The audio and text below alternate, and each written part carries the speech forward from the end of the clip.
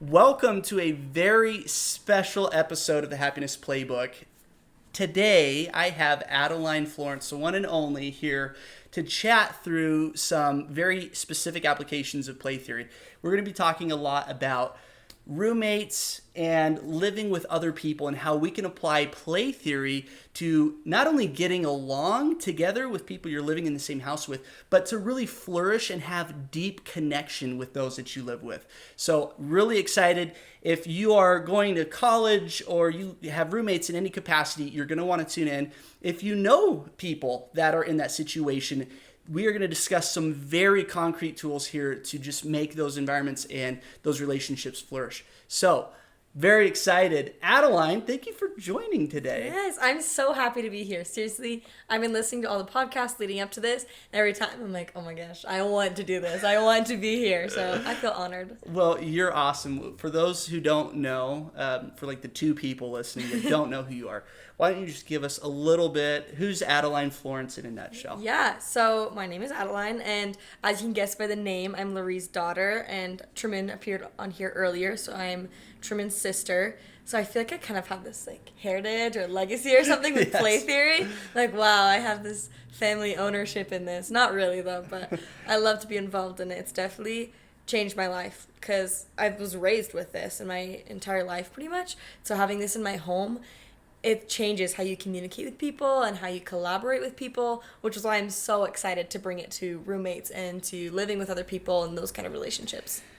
And this is such a good conversation because we've all been in those situations where you're living with people, and if we can all relate to situations where there's tension and there are issues, and as you really learn how to navigate living with somebody, and again, not only to make that work, but to flourish there and create these lifelong bonds. If you do the roommate thing right, like it's just a beautiful experience. So I want to dive in here, and first off, let's just start with what are some situations where that you think people can relate to, where it's like, yeah, that's we need some play theory here. Totally. I think the classic when you think of a hard roommate situation is dishes. Like everybody's had a roommate that doesn't do the dishes, or they've been there at that point where it's like, I've been there where those nights it's like, I'm so busy, I had to run something else, and I totally left dishes, and I felt so bad. And that for me is play theory. You can kind of apply every little thing in of, okay, you need to be present and be aware of, oh, I just made a huge mess in the kitchen. Okay, I need to look outward, and I need to see what's needed and clean that up. Or if you're not the person that made the mess and you know that they just had a final and they're really stressed, they're really busy, you could look outward and do something nice and just do their dishes, or let go and play. Be like, you know what, whatever, it's fine. Or that kind of, I don't know, it just leads to an easier way to communicate and collaborate. So if you do want to talk to them about, okay, how can we make this situation better, it kind of gives you that, I guess, vocabulary to use rather than like, okay, you're a terrible dish doer. Right? You can be like, okay, we need to look outward a little bit more. We all need to help each other out. And for me, that's helped a lot. Oh, dishes are like the source of so many contentious situations. Too many fights. Yes, and so those are great tips. So if you come in, you find dirty dishes, and it was your roommate's responsibility, take a breath, be present. I think accept and build goes a long way there too, and kind of validating, like you said, hey, I know you have finals, so I know it's really stressful. I'm happy to hop in, and and then you build on that and say, let's find out, maybe there's a setup where it can be less of a struggle or an issue, and just kind of build on that. I totally agree, and I think that's kind of like the higher level of accept and build. Because when you first learn about accept and build, you kind of think like, wait, do you just have to say yes to everything? Like, yeah, I'll do that. I'll be a pushover. But that's not really what it is. It's this, like, you can find one thing in everybody or everything to validate and then build on that, which doesn't necessarily have to be something like you giving up or you always doing the dishes. You can, yes, I accept that you're stressed and you have finals and there are dishes, and let's compromise, let's build together, which I think is really important. And accept and build is huge in every situation with roommates. Totally. I think that's a very specific one that we can all relate to. Another huge part of any relationship, but especially roommates, is communication. Yes. So tell me, Adeline, how does play theory help you communicate better in these roommate scenarios? Yeah, well, I think the biggest thing is it gives you common ground and the same vocabulary to use. Like I said earlier, right, you're not just gonna, it's hard to call somebody out for not doing the dishes and calling them a terrible person or anything like that. But when you have play theory, you're both then working together because you both want to look outward. If you know about it and you know the benefits of it, it's like, okay, we're all trying to look outward more and accept and build more and just be more present. And so, like, I don't know, when you have that same communication, then you can look outward by bringing up, oh, I know you're working on this, so let's all accept and build more. Yes. And that being present piece, to be in tune with each other's emotions, I feel like that's why be present is the first principle. Yeah. And in these situations, especially, if somebody's had a hard day, there's been, heaven forbid, a breakup or something like that. Right. Just to be in tune and to be able to say, okay, I'm aware of their emotional state. How can I go out of my comfort zone, let go of what I'm doing, and support and accept and build on them? I love that. Yeah.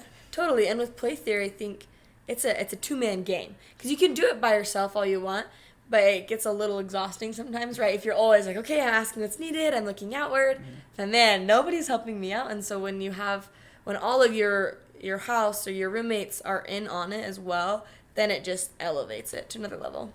That's awesome. Have you experienced that where everyone's kind of bought in? And yeah, I have. About that. Totally. I've had a few different roommates. I pretty much try to convert all of my roommates to play theory.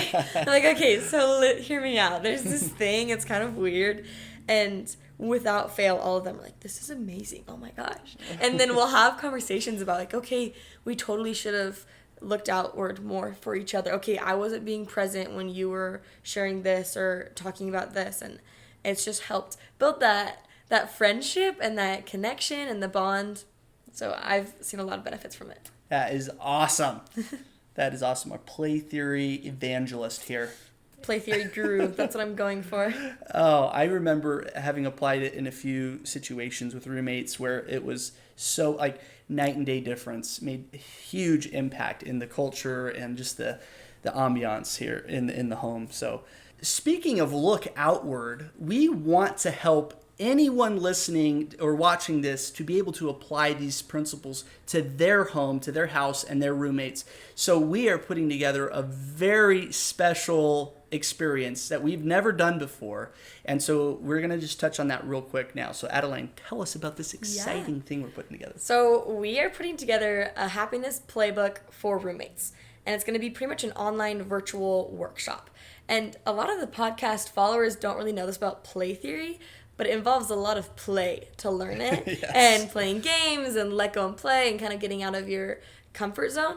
And with the podcast, it's hard to do that. So we wanted to get some workshops started where you can actually practice play theory and help your roommates practice and learn it as well. Because it's kind of hard to be the one man out, like, hey guys, I have this cool thing. You should listen to me, right? So we're giving you an outside source for them to all listen to and learn. So if you get your whole apartment or house together, and then we're providing an online workshop. And it's going to be very thorough, very awesome. Adeline is helping us spearhead this. We're all about application here on the Happiness Playbook. You know that by now. There's always a play of the week or a pro tip, and this is taking that to the next level. And it's going to be a very thorough opportunity for you and your roommates to come together through guided exercises. And we're very excited because the first 10 houses that sign up, as we kick this off, we're going to let you in for free. And this is the only time it's going to be that price, $3.99. So we want to make sure you get in. It's first come, first serve. And we're going to have a blast with you and your roommates. And we're very excited for you to take this into your house and to really experience the principles and create that culture in your house. Yeah, I'm honestly so excited for this because I've had so many friends talk about wanting to join a workshop, and it's hard with COVID too as well. Yes. To get outside in big groups. So this kind of seems like an around the loop something kind of way to do it. So I'm really excited. It's going to be really good. And in addition to this virtual experience that we're building, we're going to be having some in-person workshops. If you're here in the area locally, in the Utah County area, we're going to be doing some live workshops outside. We'll make sure we're safe. Distance. Yeah. But so anyone who signs up, that will also be an option at the end of the experience to come and join us live. And so lots of fun things planned, and we are so excited for you to take these principles and to apply them in your house. Yeah. So, Adeline, just to wrap things up here, I want to hear whether it was the roommate application or just in general, just how profoundly has play theory impacted your life? Wow, that's a big question. Well, in every way of my life, because if you let play theory change or affect every aspect of your life, it really does. Like, it improves everything so much. Someone who applied this is Dave Brailsford, who's the coach for English cycling team. That they went on to win the Tour de France, which was amazing, because when he started out with them, they needed a lot of work. And rather than focusing on one big thing or telling them they were terrible, he decided that they were going to increase in very small marginal ways. And so we decided, okay, we're going to increase in 1% in every way.